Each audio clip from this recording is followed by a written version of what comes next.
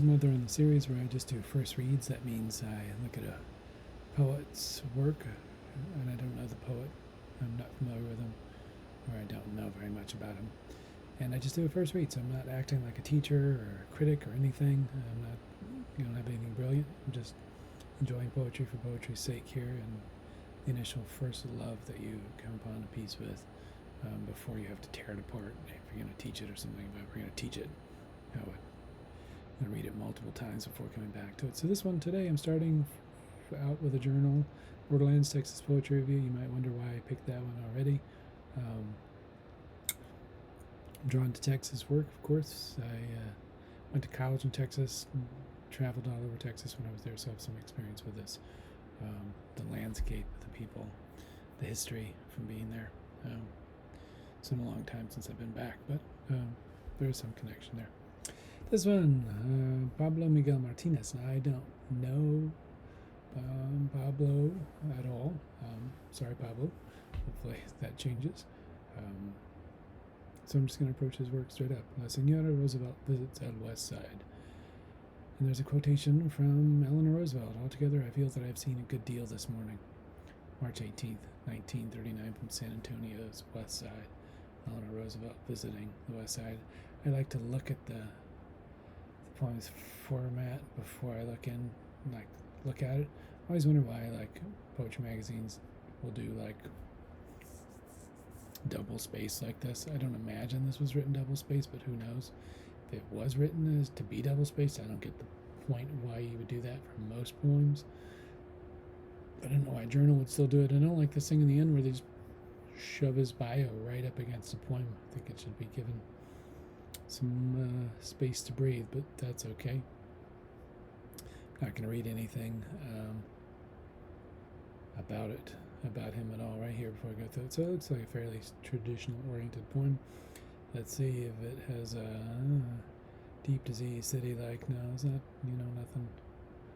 No rhyme scheme there. She has come to see for herself the deep poverty. She so abhors the disease. Poorly fed, the squalor here in the cities.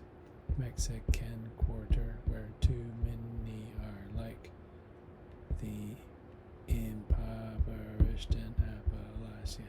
So the lines here are not consistently linked, although it looks like more than one or around 10 syllables, around that range. So modern free verse, it looks like. That's what we're going to go with. Contemporary, MFA style free verse is what it looks like. It doesn't mean it is. That's what I'm just looking at it. So let's come read to it. She has come to see for herself. I assume this is Roosevelt here, or La Señora Roosevelt. Come to see for herself the deep poverty she so abhors, the disease, lots of S's going on right there. The poorly fed, the squalor. Here in the city, the squalor, she, there's a lot of S sounds happening here, disease. Here in the city's Mexican quarter, where too many are like the impoverished in Appalachia. So she's come here to see this poverty. It's very narrative driven here. There's not, it's not image driven at all, just straight up narrative. Where the impoverished in Appalachia, but they at least have those verdant hills, those gleaming streams, all of that lush nature. So the difference in the poverty between Appalachia here and San Antonio is the verdant nature, and if you've been to San Antonio, I would call it verdant. Here the creeks are mere ditches filled with lurid urban debris.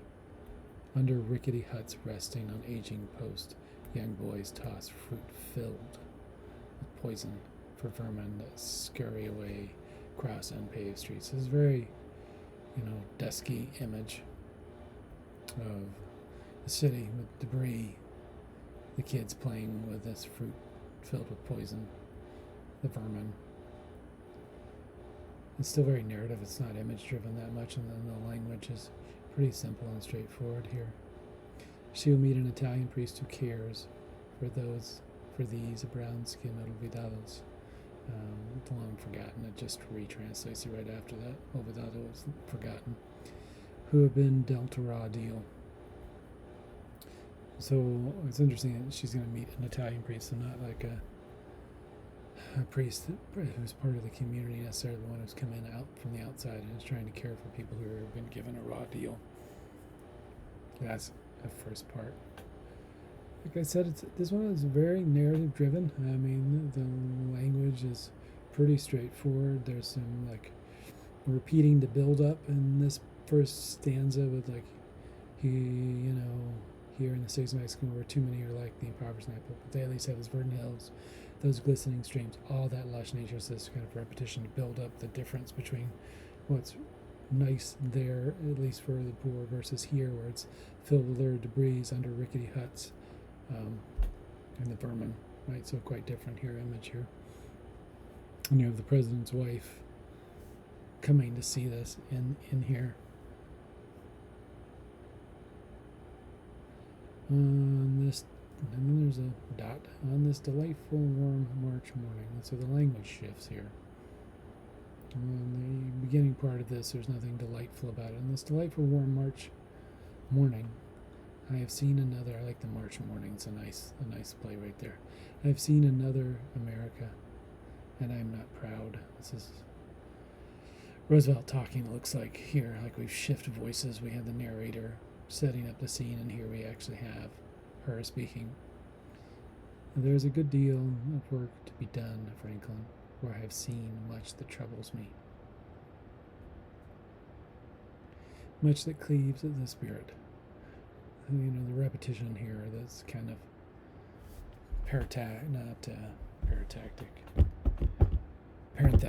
parenthetical phrases thrown in. That was happening in the first stanza. It's happening here too. Centuries ago, the Spanish stood frozen in awe of the majesty they saw in the Aztec Empire. So she was shifting out of San Antonio to the Aztec Empire. I don't know if this is on purpose, if this is the writer doing this. And maybe this is my own reading of it. I often think of San Antonio as like Spanish spirit in America before it was America. So it didn't necessarily need to be Aztec oriented, like it was already colonized as its own thing, as Texas was.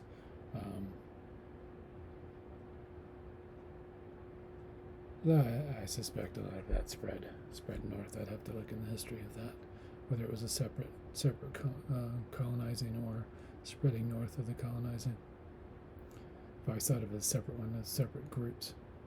Today I sit in shock that kingdom's children now living in shacks with no plumbing, no dignity. So this shock that she experienced with this, and having the president's wife there to see this. Thousands of them teeming, life setting on them nightly, like life happening on these kids nightly. The kids are kids of the Aztec Empire, so the people setting on dreams, gleaming, and other mothers sleep. So she plays up this mother connection.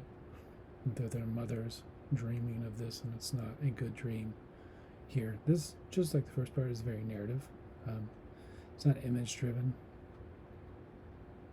It's not even specific image driven of what she's seen in the streets. It's just a reaction to it. Roosevelt was known for visiting people, having touches of things, and she's here in San Antonio. I'd like to look up more about this. I wish I knew more about this right off the bat, but I don't. I'd have to look up and see what the story about her coming to San Antonio to make these visits are, to the side of San Antonio that's down and out, to the people who are forgotten, the olvidados, the long forgotten. I could definitely see this poem in a longer collection about similar issues, even like a local oriented kind of book. I know that doesn't make it, could be anywhere. I just think I could see this fitting into a context fairly well. Well, it was an interesting read, a nice introduction to Pablo and Miguel Martínez. I hope I see his work around again.